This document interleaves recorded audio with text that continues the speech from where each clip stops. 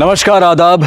Crime petrol सतर्क के 30 दिन 30 यूनिक केसेस की श्रृंखला में मैं अनूप सोनी आप सबका स्वागत करता हूं। जहां औरतों के लिए मर्यादा और संस्कृति के नाम पर जो सीमा रेखा तय की गई है, अगर कोई औरत उसे पार करने की हिम्मत करे तो ये हमारे पुरुष प्रधान समाज के लोग इंसानियत और क्रूरता की हदें लांघना अपना फर्ज समझते हैं। इस समस्या पर गहराई से रोशनी डालेंगे हमारे आज के मेहमान शम्स ताहिर खान। इज्जत और आबरू ये वो शब्द हैं जिनकी वजह से देश में हजारों क्राइम होते हैं। ये शब्द औरत और लड़कियों से इस कदर जुड़े हुए हैं कि इसका खामियाजा उन्हें अक्सर भुगतना पड़ता है। कभी औरत को सबक सिखाने के लिए उनकी आबरू लूटी जाती है, तो कभी लड़कियों को अपने तरीके और अपनी आज़ादी से जिंदगी जीने की जुर्रत के एवज में उन्हें इज्जत का वास्ता दिया जाता है। उन्हें सदियों पुरानी शोषित महिलाओं के तौर पर जीने के लिए मजबूर किया जाता है। हालांकि गांव के मुकाबले शहरों में औरतों के अधिकार और आज़ादी कहीं ज़्यादा बेहतर है, लेकिन तभी तक जब तक कि वो समाज के नियम को मानती हैं। जैसे ही वो इस नियम को तोड़ने की कोशिश करती हैं, उनके प्रति अपराध बढ़ने की संभावना ज़्यादा बढ़ जाती है।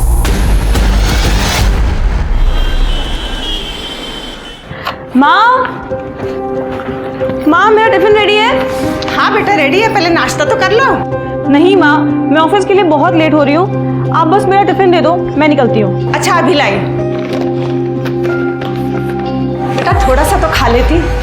नहीं माँ, बहुत लेट हो चुकी हूँ। 2 टिफिन?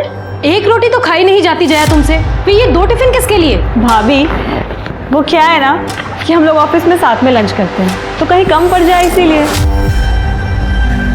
तुम्हें तो फ्री में खिलाते ही हैं, अब तुम्हारे स्टाफ को भी फ्री में खिलाएं। बहू जरा संभाल के बात करो। माँ सही तो कह रही है, वो सरकारी नौकरी है, इतना अच्छा कमाती है, ये नहीं कि घर में मदद करे। क्या मैं और पापा मिलके पूरे घर का बोझ उठाएं सिर्फ? मनोज, तुम अच्छी तरह से जानते हो कि इस घर में लड़कियों की कमाई नहीं ली जाती है। रोज रोज नाटक क्यों होता है इस घर में? ठीक है पापा, नहीं करेंगे तमाशा, लेकिन इसको समझा लीजिए, एक घर है, धर्मशाला नहीं है कि। बस बस अब बस भी करो।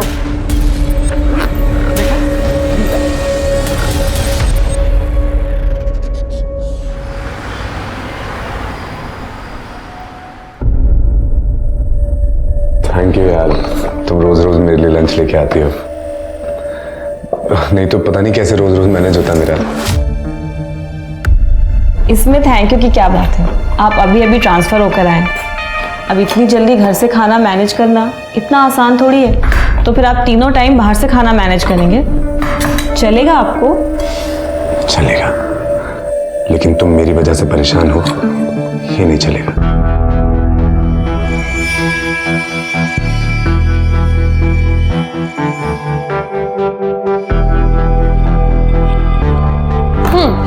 मैनेजर साहब तो अभी भी मदहोश लग रहे हैं। सही होश उड़ाए तेरे परफ्यूम ने। देख ले, कहीं सहारे वाले की जरूरत तो नहीं उन्हें। चुप करना, वैसे ही पूरा ऑफिस मेरे पीछे पड़ा हुआ है, ऊपर से तू भी बकवास करी जा रही है।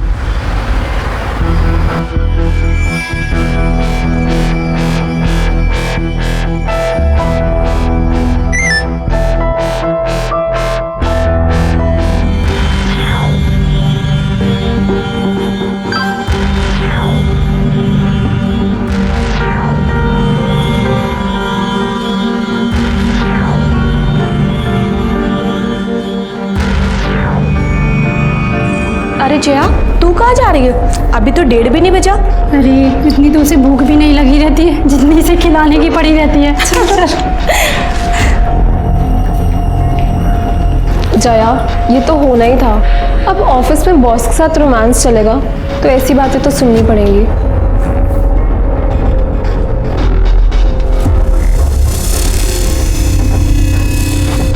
अब नंदू जी, ये टिफिन आप प्रवीण सर को दे देंगे।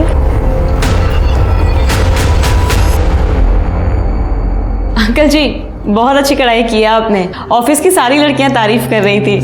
ये लीजिए, इसे भी कल शाम तक ऐसे ही करके दे दीजिएगा। ठीक है बेटा।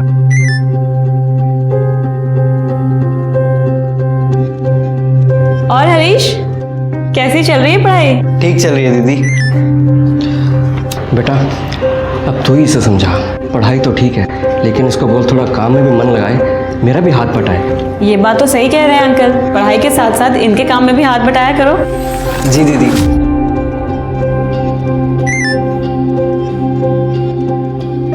अच्छा अंकल, अब मैं चलती हूँ, इसे कल शाम तक दे दीजिएगा। ठीक है बेटा।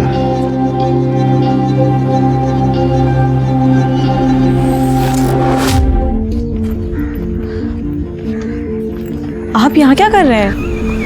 टिफिन देने आओ तुम्हारा। आपने अभी तक खाना नहीं खाया? तुमने खाया? क्यों? मैं नहीं चाहती हूँ कि मेरी और आपकी कोई बदनामी हो। अरे हमारी कोई बदनामी नहीं कर सकता है, पता है क्यों? क्योंकि मैं तुमसे सचमुच प्यार करता हूँ। प्रवीण, मैं भी आपसे बहुत प्यार करती हूँ।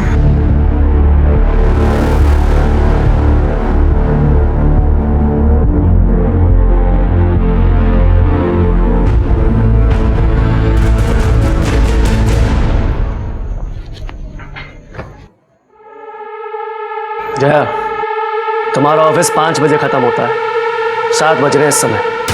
कहाँ थी अब तक? भैया वो ऑफिस में आज ज्यादा काम था। हाँ, अब ये सबको खाना खिलाने के साथ साथ सबका काम भी तो करती है ना। वैसे भी सरकारी नौकरी में 9 से 5 का टाइम होता है, लेकिन ये मैडम ये तो ओवर टाइम करती है ना। दिन भर की थकी हारी मेरी बच्ची घर आई है, ये नहीं कि कोई पानी पूछे, बस ताने मारते हैं। ये ले बेटा, पानी पी ले। तू फ्रेश हो जा, मैं तेरे लिए चाय बना दी। ला, ये मुझे दे। पापा, माँ को तो अपनी लाडली बेटी में ना कोई नुक्स नहीं दिखता है, लेकिन आप तो कुछ बोल सकते हैं ना। जवान लड़की है, कुछ ऊंच नीच हो गई ना, किसी को मुंह दिखाने के लायक नहीं रहेंगे। अरे उसकी नौबत नहीं आई, हम समय से उसकी शादी करके उसे ससुराल भेज देंगे। मैंने कुछ लड़कों के फोटोग्राफ मंगाए हैं, जो लड़का पसंद आएगा उससे बात आगे बढ़ा देंगे। आओ। ये है अपना आलीशान महल। बाप रे, कितना गंदा कर रखा है घर को। ये देखो, ये गीला टॉवल कैसे रखा, और ये पजामा, ये कोई टी शर्ट रखने की जगह है? हाँ, इतनी गंदगी में कैसे रह लेते हो तुम?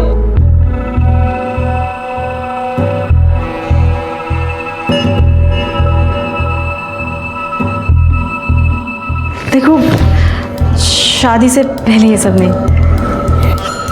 हम दोनों एक दूसरे से प्यार करते हैं, और प्यार दुनिया की सबसे प्यार चीज होती है। और जल्दी हमारी शादी तो हो ही जाएगी, उसके बाद तो ये सब होना ही है ना। क्या तुम्हें मुझ पर यकीन नहीं है?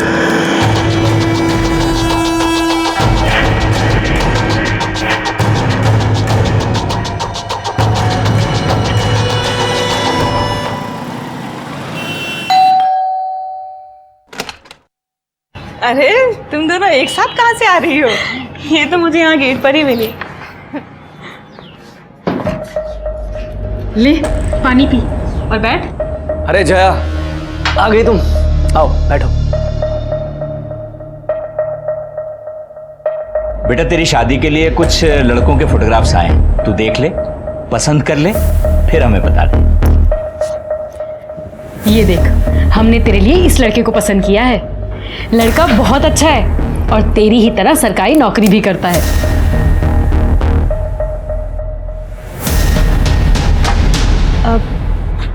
पापा, वो मैं आपको बताने ही वाली थी। हाँ बोल ना। मैंने अपने लिए एक लड़का पसंद कर लिया है। कौन है? क्या करता है? बताऊंगी, और आप लोगों से मिलवाऊंगी भी, और आप लोगों को भी वो बहुत पसंद आएगा।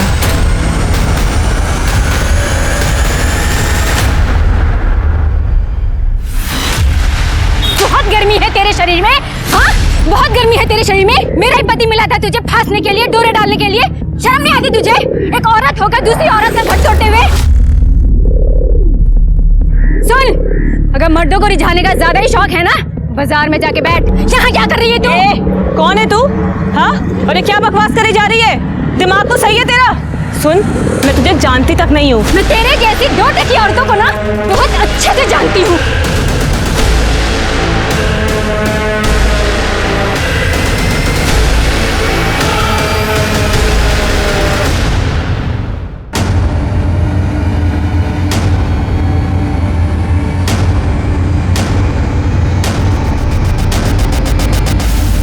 ऐसा कुछ भी नहीं है जैसा आप लोग सोच रहे तू हैं। बता दे कैसा है? क्यों ये औरत तेरे साथ हाथापाई कर रही है और किस बात का इल्जाम लगा रही है तुझ पे? मैं इस औरत को जानती तक नहीं हूँ, इसे जरूर कोई गलतफहमी हुई है। ये क्यों ऐसा कर रही है मुझे नहीं पता। झूठ मत बोल, सब पता है तुझे। हर जगह हमारी नाक कटवा चुकी है। तू हो रही है हमारी। भाभी, मम्मी की कसम मैं झूठ नहीं बोल रही हूँ। मैं जानती तक नहीं हूँ इस औरत को। भाभी आपको पता है ना दीदी झूठ नहीं बोलती। ऐसा कुछ होता तो पहले ही बता देती। वायरल वीडियो ये किसी खतरनाक हथियार से कम नहीं है। आखिर इस वायरल वीडियो का सच क्या है? ये औरत कौन है जो जया को गालियां दे रही है, उस पर हमले कर रही है? कहीं इस औरत ने जया को कोई और लड़की तो नहीं समझ लिया और उसके साथ गाली गलौज करने लगी, या फिर जया की जिंदगी के साथ उसका कोई रिश्ता है? मुझे तो समझ में नहीं आ रहा कि मैं किस पे यकीन करूं और किस पे नहीं। अरे जया, ये वीडियो वायरल हो चुका है और तुम कह रही हो कि तुम उस औरत को जानती नहीं हो। ऐसा कैसे हो सकता है? ये क्या कर रहे हो तुम? बैग क्यों पैक कर रहे हो? कहाँ जा रहे हो? जयपुर जा रहा हूँ माँ से मिलने, मंडे को आऊंगा। इस वक्त जब मुझे तुम्हारी सबसे ज्यादा जरूरत है तुम मुझे ऐसे छोड़ के जा रहे हो। देखो, मैं तुमसे यही कह रही हूँ कि एक बार पापा से चल के मिल लो। उन्होंने मुझे संडे को लास्ट चांस दिया है। अगर तुम उनसे नहीं मिले तो वो मेरी शादी किसी और से करवा देंगे। अच्छा है, अपने पिताजी की पसंद के लड़के से शादी कर लो, क्योंकि अगर ये हाथ से निकल गया ना, कोई लड़का तुमसे दोस्ती तक नहीं करेगा। अच्छा अब जाओ यहाँ से, चलो मुझे बहुत काम है। अरे जाओ यार, मूड मत खराब करो मेरे, जाओ एक बार जाओ।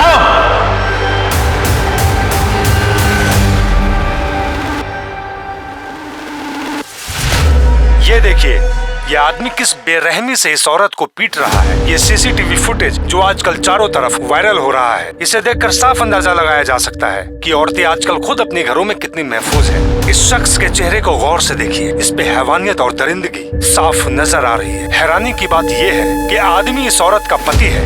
अब कोई कैसे यकीन करेगा कि उसने इसके साथ 7 फेरे लिए। तेरा बॉस है ना ये सुरक्षा और प्रवीण आहूजा। देने की देख कितनी बेरहमी से मार रहा है अपनी बीवी को। आपको याद होगा कुछ दिन पहले ही ये वीडियो वायरल हुआ था जिसमें शालिनी आहूजा इस लड़की को पीट रही थी और कह रही थी कि उसने इसके पति को चुराने की कोशिश की है। मतलब शालिनी को प्रवीण और उस लड़की के अफेयर का पता चल गया और उसने इसी गुस्से में जयपुर से दिल्ली आकर उस लड़की को मारा और वीडियो वायरल हो गया। ये वीडियो प्रवीण ने भी देखा। प्रवीण वीडियो देखकर गुस्से में जयपुर गया और सबक सिखाने के लिए अपनी पत्नी को जानवरों की तरह मारा। पर सवाल ये है कि वो लड़की जिसकी वजह से ये बवाल खड़ा हुआ, जिसने एक शादीशुदा आदमी से अफेयर चलाया और बसी बसाई गृहस्थी उजाड़ने की कोशिश की, उसे अपने किए पर जरा भी शर्म आई या नहीं? उसकी परवरिश कैसी होगी? कौन होंगे उन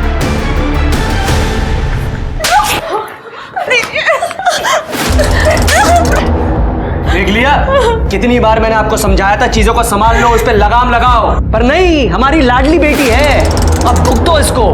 बड़ी तड़ी में रहती थी कि पूरी दुनिया में बस एक यही औरत हो जो नौकरी कर रही है। अब मैं अपने मायके में क्या मुंह दिखाऊंगी?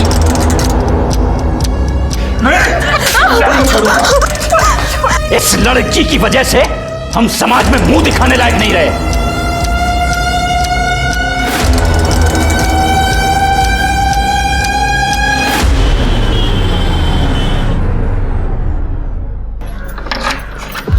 आओ जया, आओ। अरे आओ ना। देखो ये मेरे कजन सुमित का फ्लैट है, अच्छा है ना? खाली पड़ा था और जब मैंने उसे तेरे बारे में बताया तो उसने कहा तुझे जब तक यहाँ रहना ना तू रह सकती है। देख फुल्ली फर्निश्ड फ्लैट है तो तुझे कुछ खरीदने की जरूरत नहीं है। बैठ। देख तू इतना मत सोच, अब जो होना था वो हो गया। और जय मेरी बात याद रख कि सारे लोग प्रवीण जैसे नहीं होते। तू भी भूल जा उस कमीने को और लाइफ में मूव ऑन कर, एंजॉय कर।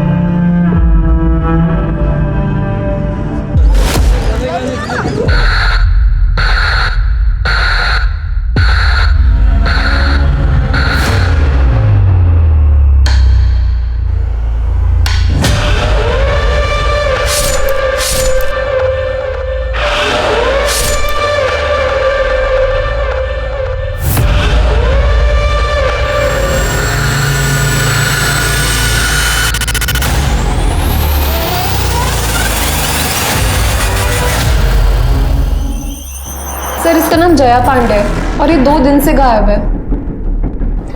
ये वही लड़की है ना जिसका वीडियो वायरल हुआ था? यस सर, और इस वीडियो की वजह से इस बेचारी को बहुत कुछ झेलना पड़ा। सर जहाँ जाती थी लोग इसका मजाक उड़ाते थे, ताने देते थे, और सर सबसे बुरी बात यह कि इसके घर वालों ने इसको अपने घर से बाहर निकाल दिया। बड़ी मुश्किल से मैंने अपने कजन के खाली फ्लैट में इसको शिफ्ट करवाया था और इसे समझाया भी था कि दूर रहे इस कमीने प्रवीण से, पर इसने मेरी बात नहीं सुनी सर, और जयपुर चली गई उससे मिलने।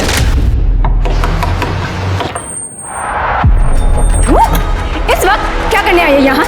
मेरी गृहस्थी में कलेश डाल के तुझे चैन नहीं मिला जो अब यहाँ तक पहुँच गई? देखो, मेरी तुमसे कोई पर्सनल दुश्मनी नहीं है, मैं तुमसे बस एक रिक्वेस्ट कर रही हूँ, मुझे एक बार प्रवीण से मिलने दो। हे भगवान, ये तो बहुत ही बेशर्म औरत है। तेरी औकात दिखाती हूँ मैं अभी। तू आई कैसे यहाँ? क्या हो रहा है यहाँ? हाँ? चल अंदर। तुझे छोड़ूंगी नहीं मैं। समझता क्या है तू? यहाँ तक आ गई? तेरी हिम्मत कैसे हुई यहाँ आने की? चल अंदर। और अब आवाज नहीं आनी चाहिए तेरी। आवाज? मैं चिल्लाऊंगी, छोड़ूंगी नहीं उस कमीनी को। क्या चाहिए? क्या लेने आई है यहाँ? सस्पेंड करवा दिया ना मुझे, अब क्या चाहिए? देखो, मैंने तुम्हें सस्पेंड नहीं करवाया है, तुम्हारे उस वायरल वीडियो की वजह से पूरे डिपार्टमेंट ने ये एक्शन लिया। हाँ तो तू भी अब एक्शन ले और निकल जाए यहाँ से, इससे पहले कि मैं गला दबा के तेरी जान से मार दूं, कट ले। हाँ, मार डालो, खोलो दरवाजा। मार डालो मुझे भी और तुम्हारे बच्चे को भी। क्या बकवास कर रही है? बकवास नहीं कर रही हूँ मैं प्रेग्नेंट हूँ। किसका पाप मेरे गले डाल रही है? तेरे जैसे कोई भरोसा थोड़ी है। मेरे जैसे का क्या मतलब है तुम्हारा? टाइम पास, और क्या? जैसे 2 बार हंस के बात क्या कर लो, गले पड़ जाती हैं, जैसे तुम मेरे गले पड़ रही है। देख, शराफत से बोल रहा हूँ, निकल जाए यहाँ से, दोबारा इधर दिखियो मत, ठीक है? वरना जान से मार दूंगा तुझे मैं। अरे चल ना, चल। जब उसने मुझे ये सब बताया सर तो मुझे बहुत गुस्सा आया। मैंने उसे बहुत सुनाया भी। फिर जाके उसने मुझे प्रॉमिस किया कि वो प्रवीण से कभी बात नहीं करेगी। ये वही शालिनी और प्रवीण आहूजा हैं जिनके डोमेस्टिक वायलेंस का वीडियो मीडिया के हाथ लग गया और फिर मीडिया गिद्ध के जैसे उनके पीछे पड़ गया। अब फिर ब्रेकिंग न्यूज बन जाएंगे और मीडिया हर जगह इस खबर को उछालेगा। सर मुझे उससे कोई मतलब नहीं है, मैं बस आपसे ये रिक्वेस्ट कर रही हूँ कि आप प्लीज जया को ढूंढ दो। जया को आखिरी बार कब देखा था आपने? सर मिले हुए तो मुझे बहुत टाइम हो गया, पर मेरी लास्ट बात 28 तारीख को हुई थी। 29 तारीख को हम लंच पर जाने का सोच रहे थे, पर जब मैंने उसे फ़ोन किया तो उसने मेरा फ़ोन ही नहीं उठाया। सर फिर 30 तारीख को भी जब मेरी उससे पूरे दिन बात नहीं हुई तो 1 तारीख को मैं उसके घर गई। सर मेरे पास उसके घर की एक एक्स्ट्रा चाबी है। जया? सर जब मैंने दरवाज़ा खोला तो जया वहाँ पे नहीं थी। जया? पर उसका फ़ोन, लैपटॉप, पर्स सब वहीं पर था सर। मुझे लगा कहीं पास में गई होगी तो ले जाना भूल गई होगी। सर मैंने वहाँ पे बहुत इंतज़ार किया पर जया वापस आई ही नहीं।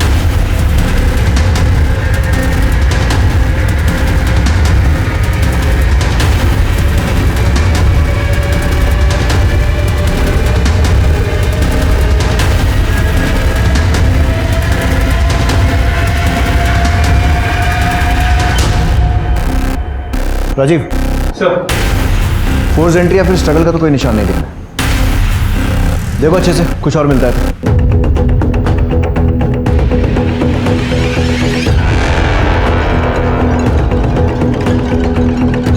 ये सीसीटीवी पहले से यही था? नहीं सर, ये जया ने शिफ्ट होने के कुछ दिन बाद ही लगवाया था अपनी सेफ्टी के लिए। ऑलरेडी उसके साथ इतना कुछ हो चुका था, फिर यहाँ वो अकेले रह रही थी, मुझे भी लगा होना चाहिए। सर इस खिड़की के बाहर से कुछ अजीब सी बदबू आ रही है। सर एक्चुअली पीछे वो खाली प्लॉट है जहाँ पे लोग अपना कचरा वगैरह डालते हैं, इसलिए बहुत बदबू आ रही है। जल्दी सब लोग।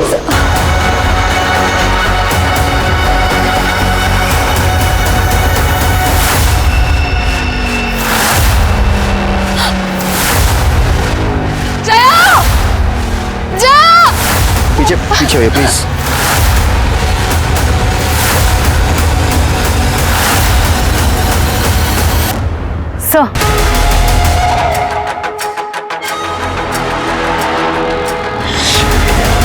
लोगों को हुआ क्या है यार?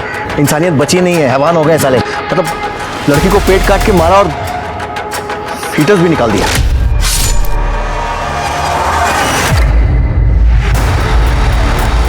देखो आसपास कुछ मिलता है तो।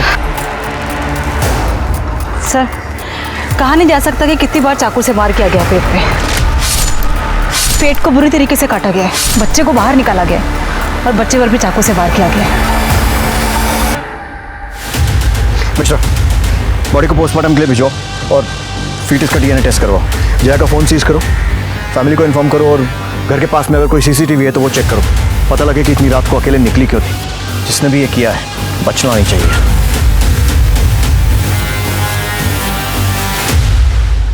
किसी गर्भवती महिला के कत्ल से बड़ा पाप दुनिया में शायद ही कोई दूसरा हो। फिर यहाँ तो कातिल ने औरत का पेट चीर कर उसके अजन्मे बच्चे को ही बाहर निकाल लिया।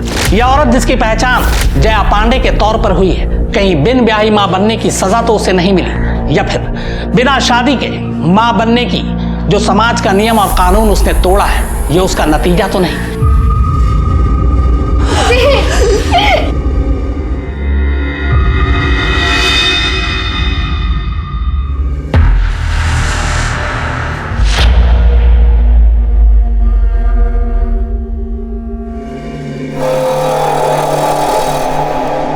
इंस्पेक्टर साहब, हर माँ बाप की तरह हमने थोड़ी सख्ती की थी उसके साथ, पर ये तो सब उसकी भलाई के लिए था ना।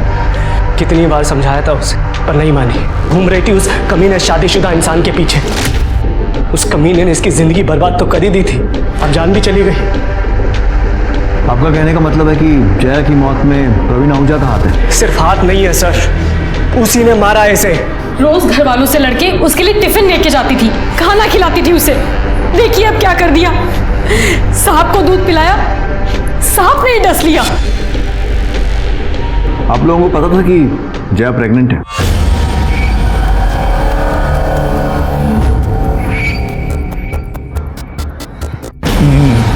नहीं इंस्पेक्टर साहब। ठीक है, फिलहाल आप लोग जा सकते हैं, लेकिन अगर कुछ भी याद आता है, ऐसी कोई भी बात जो इस इन्वेस्टिगेशन में हेल्प कर सके, तो हमें इन्फॉर्म कीजिएगा। और क्या बताना रह गया इंस्पेक्टर साहब, बोल तो रहे हैं हम लोग। वो कमीना है ना प्रवीण, हड्डियां तोड़िए आप उसकी, खुद ब खुद सब उगल देगा वो। मैं हाथ जोड़ता हूँ आपके सामने, छोड़ना मत उसको। जब तक मेरी बेटी जिंदा थी तो बदनाम कर दिया उसे, और उससे मन नहीं भरा तो मार दिया मेरी बच्ची को। मैंने तो पहले ही कहा था इस पे भी नजर रखो। जो कसर उसने छोड़ दी है ना, कहीं ये वो पूरी ना कर दे। देखा नहीं था जब पुलिस वालों के सामने रो रही थी तो वो लोग हमें कैसे देख रहे थे? वो तो नाक कटवा के गई है, ये तो पूरे परिवार को जेल भिजवा के मानेगी।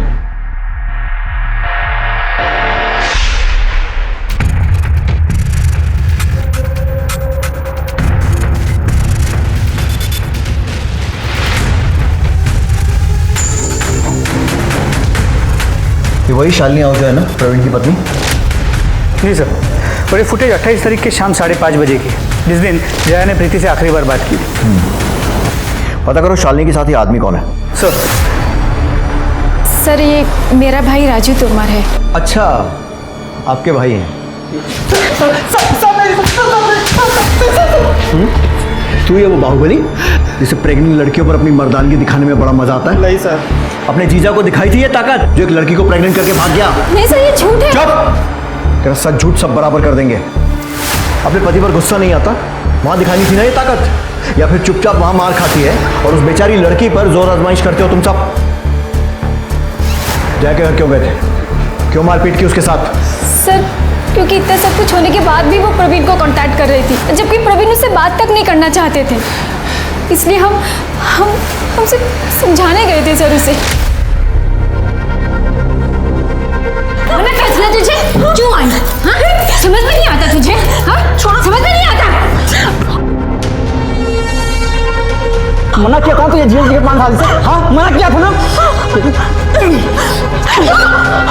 सुन, दोबारा आई ना, अच्छा नहीं होगा, मार डालूंगा मैं तुझे। कोई मेरी बात? इसे समझाना कहते हैं, ठीक है? दामिनी, इन्हें इनकी भाषा में कुछ समझाओ। सर सर सर नहीं। बस आया समझ में? और अब तेरी समझने की बारी। बहुत मजा आता है ना तुझे लड़कियों के कपड़े फाड़ने में? विकास, जैसे इसने जया के कपड़े फाड़े थे ना, एक एक कपड़ा फाड़ा इसका। नहीं सर सर गलती हो गई सर, गलती हो गई सर। बहन का सोच के गुस्सा आ गया था सर। तो इसके साथ वापस आ गया था ना? फिर दोबारा कब गया था जया के घर मारने के लिए उसे? बाहर कैसे बुलाया उसे? सर मैं सिर्फ एक ही बार गया था दीदी के साथ। सर मैंने उसे नहीं मारा सर, सिर्फ मैं एक बार समझाने गया था सर। फिर से समझाने? सर धमकी देने गया था सर, बस उसे ये कहने गया था कि जीजा जी से दूर रहे सर। पर सर मैंने उसे नहीं मारा सर, सच में। पढ़ा रहने उसको यहीं, मोलेस्टेशन का केस बनाओ। मोलेस्टेशन? सर आप ऐसा नहीं कर सकते सर। दामिनी, समझाओ इसे कैसे कर सकते हैं। Sir please sir. हाँ राजीव, कुछ और मिला? जी सर, ये देखिए सर, 28 तारीख जिस दिन शालिनी और उसका भाई जया के घर गए थे, उसी रात 11 बजे की ये फुटेज सर। यहाँ पे प्रवीण जया के साथ मारपीट करते हुए दिखाई दे रहा है।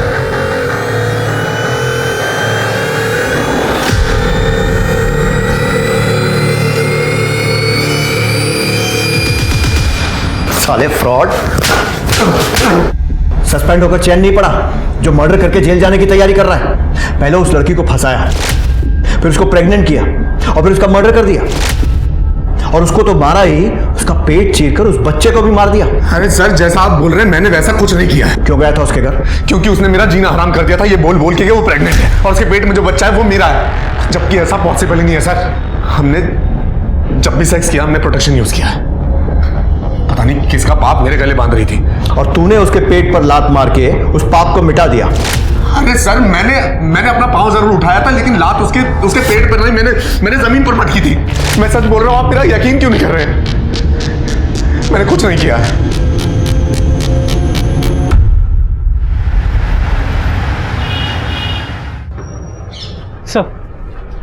सर मैंने पता करवाया, 28 तारीख की रात 11 बजे के आसपास जया के घर वाली एरिया में कोई मेजर फॉल्ट हुआ था, जिस वजह से लाइट चली गई थी, जो अगले दिन सुबह 10 बजे के आसपास वापस आई थी। मतलब सीसीटीवी लाइट जाने के कारण बंद हुआ था। मलिक, हमारे पास और कोई तरीका नहीं अब ये पता करने का कि प्रवीण के जया के पेट में लात मारने के बाद क्या हुआ, क्योंकि उसके हिसाब से तो वो अपने घर चला गया था और सुबह तक वहीं था। लाइट आने के बाद के सीसीटीवी में कुछ मिला? नहीं सर, 29 तारीख को सुबह लाइट आने के बाद से जया के घर पे कोई नहीं आया था, घर खाली ही था। 1 अक्टूबर की सुबह 11 बजे के आसपास प्रीति वहाँ आई थी, शायद जया को ढूंढते हुए, और उसके बाद कुछ देर बाद वहाँ से वो चली गई। मतलब जया 28 तारीख की रात को और 29 तारीख की सुबह 11 बजे के बीच में ही अपने घर से निकली थी। सर ये देखिए सर, यही फुटेज शालिनी उसके भाई और प्रवीण के आने से पहले दोपहर 3 बजे की है। सर इसमें जया के चेहरे पर मारपीट के निशान है। इसका मतलब कोई और भी है जो जया के साथ मारपीट करता था। प्रीति ने बताया था कि जया की फैमिली भी उसके साथ मिसबिहेव करती थी। कहीं ऐसा तो नहीं है कि उसके खुद के माँ बाप के घर में ये सब हुआ? जी सर, मैंने मॉर्ग में भी नोटिस तो किया था। जया की माँ ने जया का चेहरा देखने के बाद इमीडिएटली मनोज का चेहरा देखा था, एज इफ मनोज ने उसे मारा। हेलो सर, मैं मानसी पांडे बोल रही हूँ, जया पांडे की छोटी बहन। सर मुझे आपको कुछ बताना है। सर मैं पुलिस स्टेशन नहीं आ सकती। सर हम कहीं बाहर मिल सकते हैं क्या? ठीक है।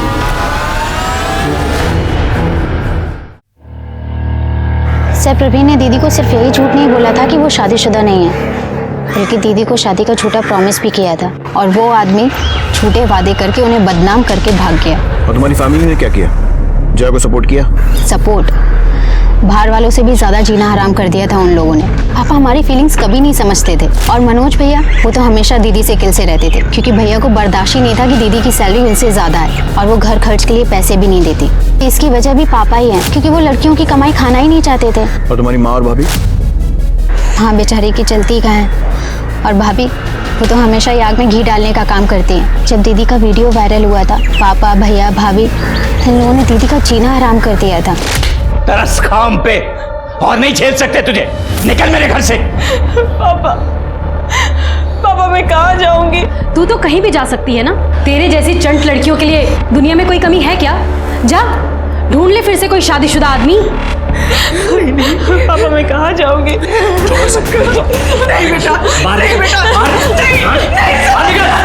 और आगे से शक्ल मत दिखाना अपनी।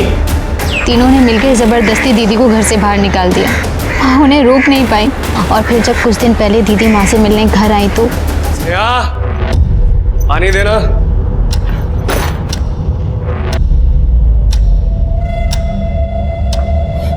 फिर आ गई तू दूर खड़ी रहो। तुम्हारे लाड प्यार की वजह से इसकी हालत हुई है। ये इधर आज तेरा मैं वो शक करूंगा ना, इस घर में कदम रखने से पहले डरेगी तू।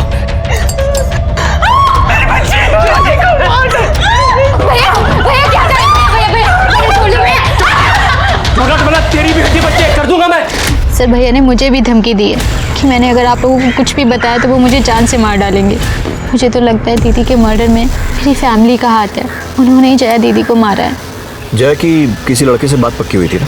आदित्य वर्षने नाम है उसका, गुरुग्राम में रहता है, इरिगेशन डिपार्टमेंट में काम करता है। सर बहुत ही अजीब आदमी है, दीदी से शादी करने के लिए मरा जा रहा था।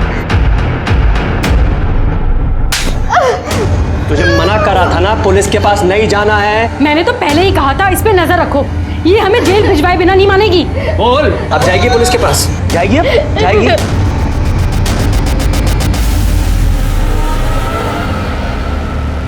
सर मुझे अब भी यकीन नहीं हो रहा कि जया इस दुनिया में नहीं है, और उसके साथ जो भी हो ना सर, सिर्फ उसमें उसका इतना कसूर है कि उसने उस कमीने प्रवीण से प्यार किया। सर बहुत इनोसेंट थी सर वो। और तू कैसा है? सिर्फ अच्छा ही है या इनोसेंट भी है? क्योंकि आजकल के जमाने में तेरे जैसे लड़के मिलना बहुत मुश्किल है, जो सब जानते हुए भी शादी करने के लिए तैयार हो गए। सर मैं वैसा इंसान नहीं हूँ कि किसी को दूसरा चांस ना दूं अगर उससे कुछ गलती हो जाए, और यहाँ पे तो जया की गलती भी नहीं थी ना सर। 28 सितंबर की शाम से 30 सितंबर की सुबह तक कहाँ था? मैं गुरुग्राम में था सर, अपने घर पे। प्रूफ दे सकता है? प्रूफ कहाँ से लाऊं सर? मुझे पता थोड़ा ना था प्रूफ देना पड़ेगा, पता होता तो मैं रखता किसी को अपने साथ प्रूफ के लिए। इनोसेंट होने के साथ साथ स्मार्ट भी है। किसी पर शक है जो जया के साथ ऐसा कर सकता है? शक नहीं सर, मुझे पूरा यकीन है प्रवीण आहूजा पे। उसने उसको यूज किया और फिर पीछा छुड़ाने के लिए उसका मर्डर कर दिया। तू भी तो हो सकता है। प्रवीण से पीछा छुड़ाना पड़ रहा था क्योंकि जया उसके प्यार में पागल थी, और तू भी जया के प्यार में पागल था, और तेरे से ये बात बर्दाश्त नहीं हुई कि जया तुझे छोड़कर प्रवीण के पास जा रही थी, तो तूने उसे मार दिया, है ना? नहीं सर मैं उसके साथ ज़बरदस्ती नहीं करना चाहता था, उसकी मर्जी के साथ उससे शादी करना चाहता था, और मुझे किसी बात की जल्दी नहीं थी। मैं वेट करने के लिए भी तैयार था। मुझे लगा था कि एक ना एक दिन उसको मेरे प्यार की अहमियत समझ आएगी और वो खुद मेरे पास चल के आ जाएगी। ठीक है, थैंक यू सर। राजीव, जल्द से जल्द इस महान आशिक के सारे कॉल रिकॉर्ड्स और मोबाइल लोकेशन से निकलवाओ। सर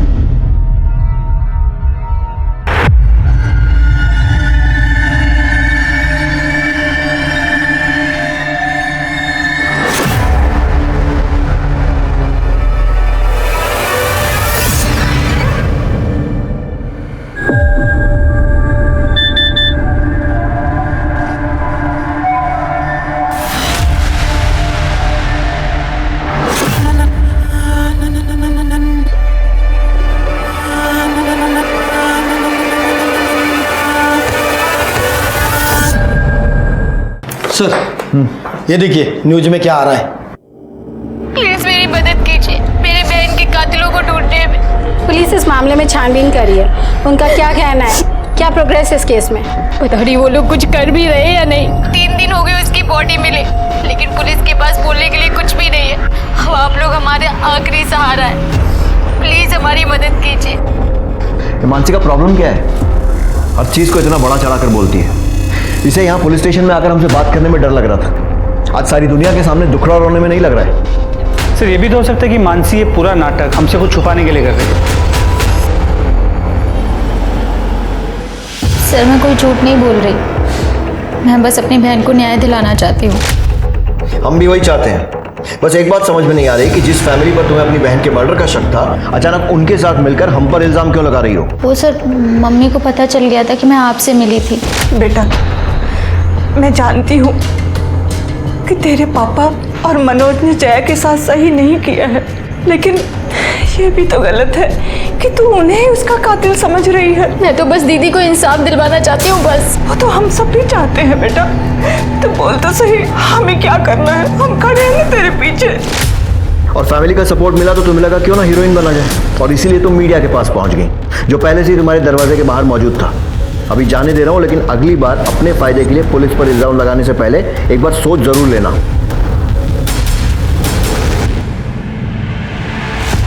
सर पोस्टमार्टम रिपोर्ट के मुताबिक जया की मौत 29 तारीख की सुबह 5 और 7 बजे के बीच चाकू के वार की वजह से हुई।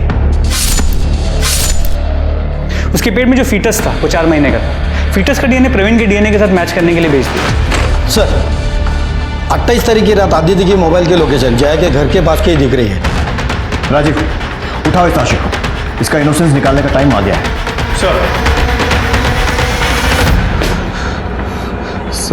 सर जया से मेरी एंगेजमेंट टूट चुकी थी सर। वो किसी भी तरह से प्रवीण से शादी करना चाहती थी। वो अपने बायोलॉजिकल फादर के साथ अपने बच्चे को बड़ा होते देखना चाहती थी सर। और फिर भी तो उसके पीछे पड़ा हुआ था।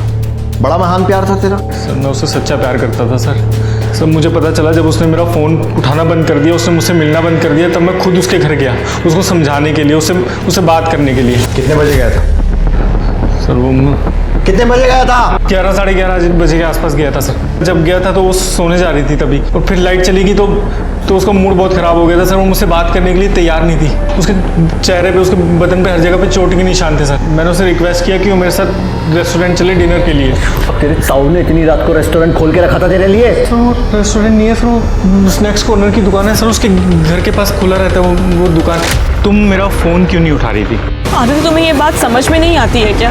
मैं तुमसे नहीं, मैं प्रवीण से प्यार करती हूँ। उसने तुम्हारा ये हाल किया, उसके बाद भी तुम ये बात मुझे कह रही? हाँ, क्योंकि वो मेरे होने वाले बच्चे का बाप है। और तुमको नहीं लगता कि मैं ज़्यादा अच्छा ऑप्शन हूँ तुम्हारे इस होने वाले बच्चे के लिए? क्योंकि मैं एटलीस्ट इंसान को इंसान तो समझता हूँ। तो तुम्हारे बच्चे को तुम अपना बच्चा समझ के उससे प्यार करूँगा। मैं सच कह रहा हूँ, मैं तुमसे बहुत प्यार करता हूँ। मैं सच में, मैं कुछ भी करूँगा तुम्हारे लिए। प्लीज़ सोच क्या रही हो? मेरी बात सुन तो लो, मान लो मेरी बात। क्या जवाब दिया उसने? जवाब तो कुछ नहीं दिया सर, पर मैं खुश था सर। एटलीस्ट उसने मुझे मना नहीं किया था सर। उसके बाद मैंने उसको घर छोड़ा और मैं अपने घर चला गया। तो उसको ऐसी हालत में अकेला छोड़कर घर चला गया? तो मैं जाना नहीं चाहता था, उसने ही मुझे बोला। सर ये देखिए इसके फ़ोन में क्या मिला है।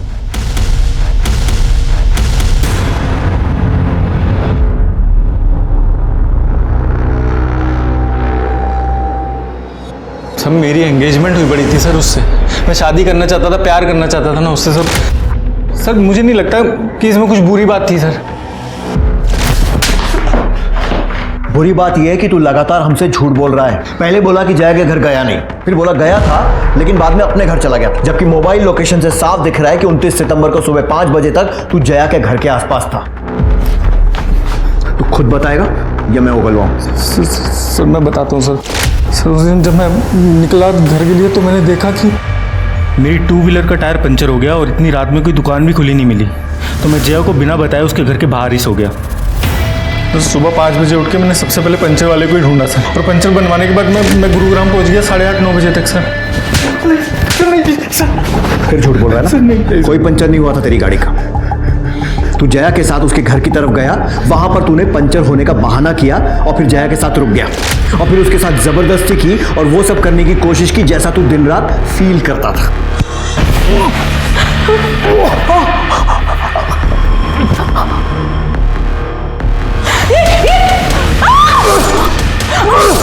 और उसके बाद तूने जया की बॉडी उसके ही घर के पीछे फेंक दी और फिर जब उसका पेट काटा तो तुझे वो बच्चा दिखा, वो बच्चा जिसको देखकर तुझे प्रवीण की याद आई, जिसकी वजह से जया तेरी नहीं हो पा रही थी।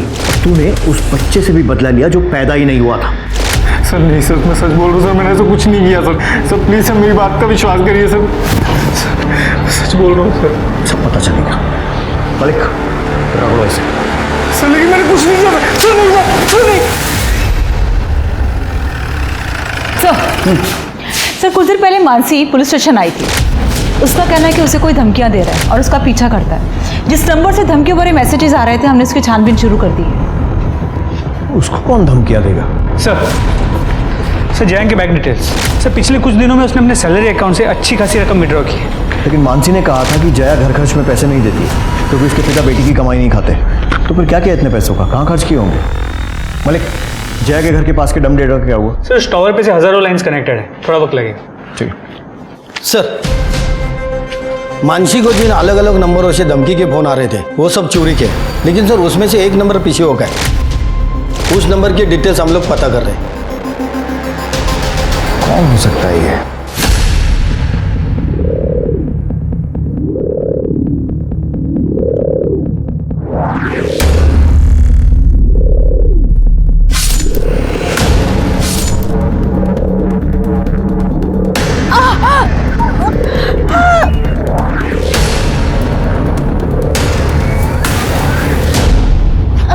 अरे कोई पुलिस को फोन करो। ये आदमी ने इस लड़की को चाकू मार दिया। एम्बुलेंस को फोन करो, एम्बुलेंस को।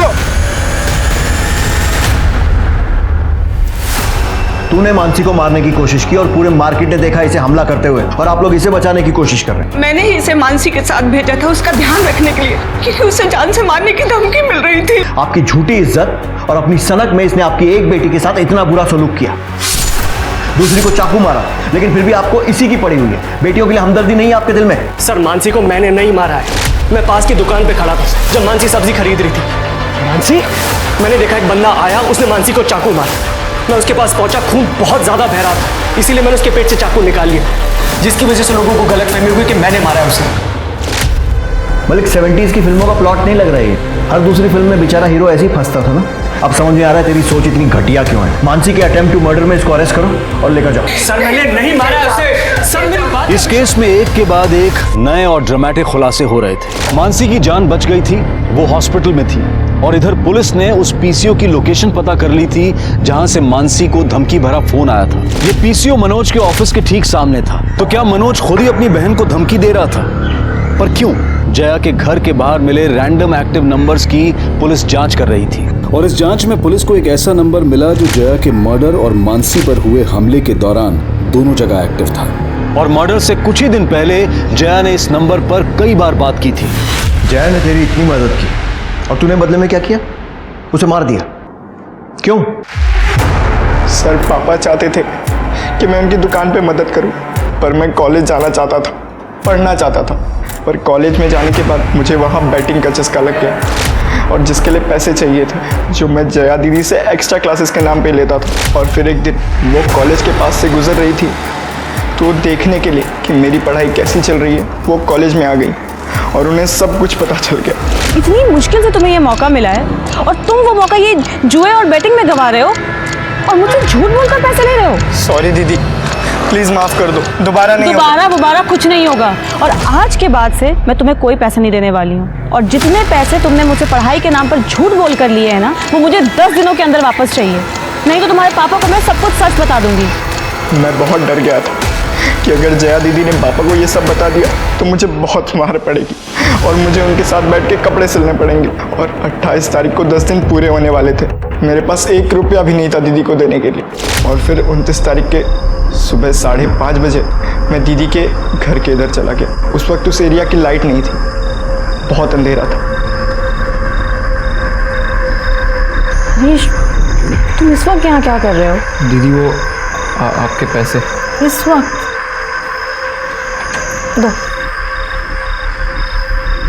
शिट, मैं पर्स तो अपनी गाड़ी की डिक्की में ही भूल गया।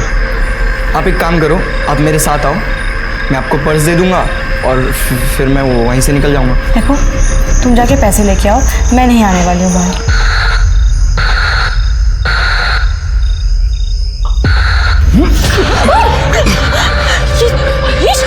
क्या कर रहे हो? पैसे चाहिए थे ना तुझे?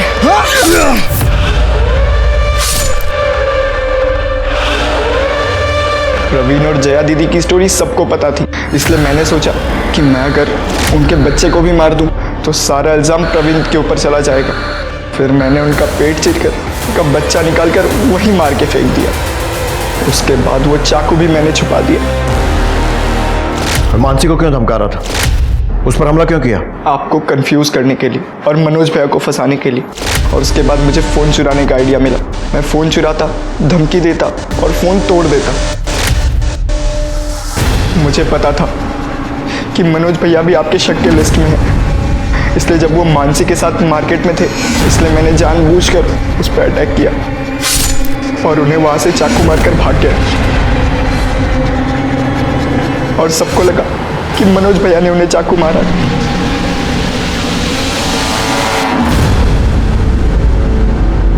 बेटा, तेरा बाप कितने झापड़ मारता तेरे को अगर उसको पता चल जाता? 10, 12, 15? उससे बचने के लिए तूने 2 जानें ले ली। एक उसकी जो चाहती थी कि तू पढ़ लिख कर कुछ अच्छा करे, और दूसरी जान जो पूरी तरीके से बन भी नहीं पाई थी। मालूम है, जो खतरनाक क्रिमिनल होते हैं ना, वो भी इतनी दरिंदगी नहीं दिखाते हैं जो तूने किया है। इस केस को देखकर मुझे बशीर बदर साहब का एक शेर याद आता है, कोई हाथ भी ना मिलाएगा जो गले मिलोगे तपाक से।